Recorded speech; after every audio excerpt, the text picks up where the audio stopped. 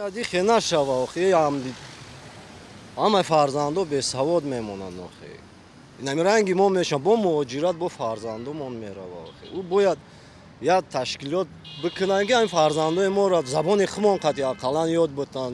ایقا تاجیکی، ایقا روسی، فرام انگلیسی، نمیسی فرق نداره چی زبان ما میاد تشکیل کنن که همونجا در شوا. همین ما را مثال فرزندای ما را ساز نگاه کرده شوا ایران. مکتب برای چیه؟ برای چی نمی بخونن زبان روسی را که یاد گیرن با برام نمیشه زبان روسی را. همین خیلی ما ایرانی چیمون ایرانی همین به سعودیمون همین حالات داخل است. خیلی خدا داده همه جای ما را. ما چیکار کنیم بخونیم؟ خوندن در کره که خوندن خون باز هم خون میگن. یعنی که پیش از اون که روسیه میرم فرزندوش تیاری کنش نه این حاج قانون برآورده که کلام زبان روسی را نمیفهمه ابرا نمیگردونه. مقصد این اکثریت ما همین ما خدمت میدونیم که همین ایرپورت میریم همین 10 تایمو کو 9 تا همین زبان روسی را نمیدونه. رنگ گنگ بوری نگاه کردم میش.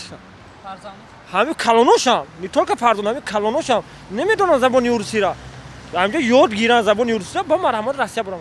با فرزندامون میبریم که میسال شوا میکرو و ببینم همین خانه پروتفی همین کاریم فرزندای ما هم خاصه با همین خاطی ما میخوایم که فرزندای ما همونجا آموزان فعال گیرن هم کار خدمتی هم وطن هم ایسو هم شوان هم خاصه کجون با تجربه بتیان ما بخونن یاد بگیرن علمشون بیشتر میره مستحکم میشه مفکورشون همه طرفه زور میشن خیلی ندونی زبان چه میرین روسیه هم خاصه برای من خودم که روسیه میگردم میدونم که مثال نمیدونن ده مثال ازبک‌ها میدونم تاجیک‌ها میدونم نمیدونن روسیه برای اول خوبش همه جا یاد گیرم بعد روام با این دیگر میشه مشکلی همین که در همجا آموختن در کراخی در هم داخل جمهوری در مکتب‌های تمام مؤسسات تعلیمی در همجا بسیارتر نسبت به همین زبان بسیارتر اهمیت بزرگ وایدند اهمیت کلان دادن در کرد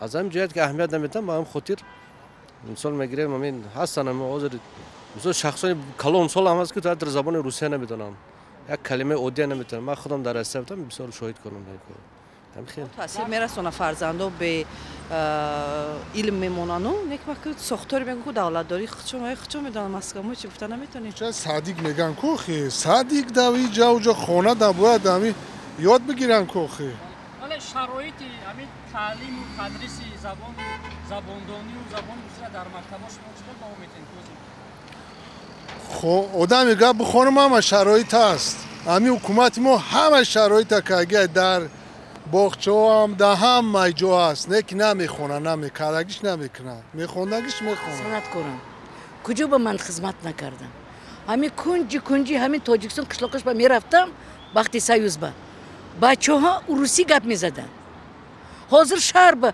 همین وای با استالیت با پایتخت با گپ زدن نمیتونم معلم من با روسی تاجیکی گپ زدید من نمیدونم میدونید با تکرار میکنم زباندانی جهان